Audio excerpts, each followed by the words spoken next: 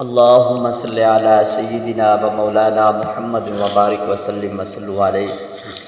اعوذ باللہ من الشیطان الرجیم، بسم اللہ الرحمن الرحیم۔ وَقُلْنَا يَا آدَمُ اسْكُنْ أَنْتَ وَزَوْجُكَ الْجَنَّةَ وَكُلَا مِنْهَا رَغَدًا حَيْثُ شِئْتُمَا وَلَا تَقْرَبَا هَٰذِهِ الشَّجَرَةَ فَتَكُونَا مِنَ الظَّالِمِينَ۔ صدق اللہ العظیم۔ کل والے درس میں ہم نے بیان کیا تھا کہ اللہ رب العزت نے حضرت آدم علیہ السلام اور فرشتوں کا علمی امتحان لیا، تو اس علمی امتحان میں حضرت آدم علیہ السلام کامیاب ہو گئے اور فرشتے کامیاب نہ ہو سکے۔ تو اس لیے اللہ رب العزت نے فرمایا فرشتوں کو کہ آدم علیہ السلام کو سجدہ کرو، تو سارے فرشتوں نے سجدہ کیا، لیکن جو شیطان تھا اس نے سجدہ نہیں کیا تھا۔ اس نے کہا میں تو انسان سے بہتر ہوں، میں تو اس سے افضل ہوں، میں اس کو کیوں سجدہ کروں؟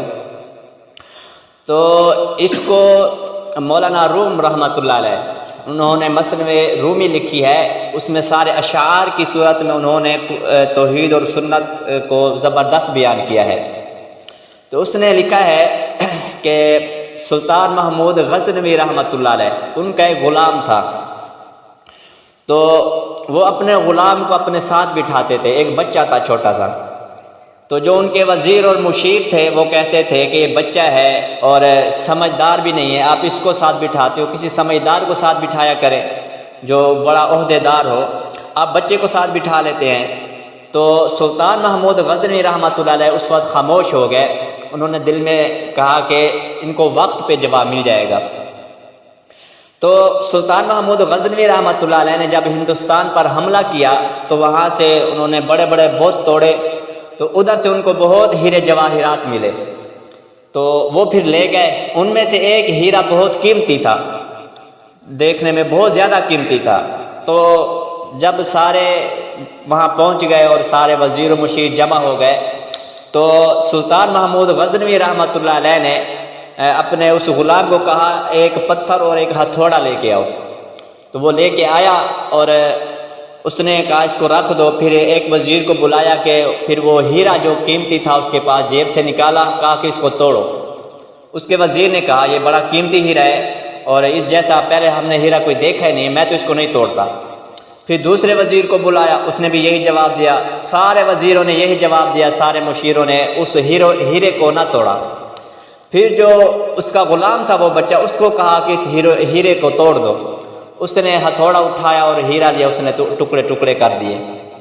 تو سلطان محمود غزنوی رحمۃ اللہ علیہ نے اس بچے سے پوچھا کہ اتنے بڑے بڑے وزیر اور مشیر، ان کو میں نے کہا انہوں نے ہیرا نہیں توڑا، وہ کہتے تھے بڑا قیمتی ہیرا ہے، اور تو نے اس کو توڑ دیا ہے، تجھے یہ قیمتی نظر نہیں آیا، تو نے کس لیے توڑا ہے؟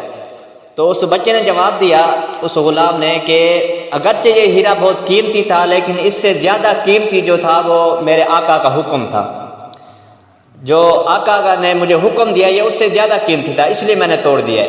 تو اس وقت جو وہاں کے وزیر و مشیر تھے ان کو بات سمجھ آئی کہ سلطان محمود غزنوی اس بچے کا نام تھا ایاز، محمد ایاز، اس کو کیوں اپنے ساتھ بٹھاتے ہیں؟ تو مولانا روم رحمۃ اللہ علیہ نے لکھا ہے کہ شیطان اس بچے کو دیکھ کے سبق حاصل کر لیتا۔ بالفرض مان لیتے ہیں تھوڑی دیر کے لیے کہ شیطان جو ہے انسان سے افضل تھا، جن انسانوں سے افضل ہے مان لیتے ہیں، لیکن اس وقت یہ شیطان یہ دیکھ لیتا کہ حکم کس کا ہے، حکم تو اللہ کا ہے، تو اللہ کا حکم تو ہر چیز کے اوپر ہے، تو وہ سجدہ کر لیتا اس وقت، تو آج وہ ذلیل و خوار نہ ہوتا۔ تو ہمارے مسائل چل رہے تھے،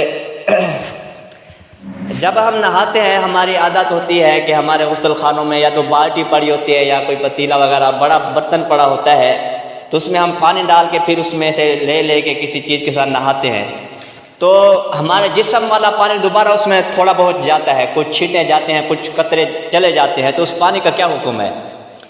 تو اگر آدمی ناپاک ہو، ہم بستری کی ہو یا احتلام کی وجہ سے ناپاک ہو، اور وہ گندگی ہمارے جسم پہ بھی لگی ہو، تو ایسی حالت میں اگر ہم نے اس گندگی کو پہلے نہیں دھویا، ایسے نہانا شروع کر دیا، اب وہ جو ہمارا جسم والا پانی ہے اس میں جائے گا بالٹی میں یا ٹاپے میں یا جو برتن ہم نے رکھا ہوا ہے پانی بھر کے، تو اس صورت میں وہ پانی ناپاک ہو جائے گا، تو ہمارا غسل جو ہے وہ نہیں ہوگا۔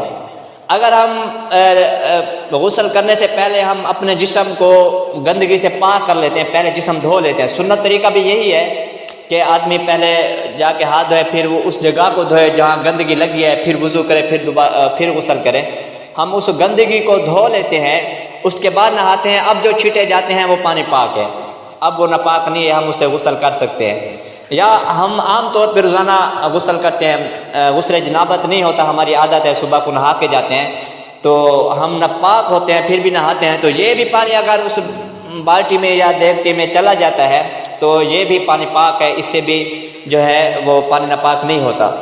تو بس صرف ایک صورت ہے جب ہم ناپاک ہوں، جسم پہ ہماری گندگی لگی ہے، اس کو ہم پہلے دھو لیں اچھی طرح، اس کے بعد ہم غسل کریں۔ اب چاہے پانی ہمارا جسم کا اس ٹاپے میں چلا جاتا ہے تو ہم اس کے ساتھ نہاتے رہیں تو غسل ہو جائے گا۔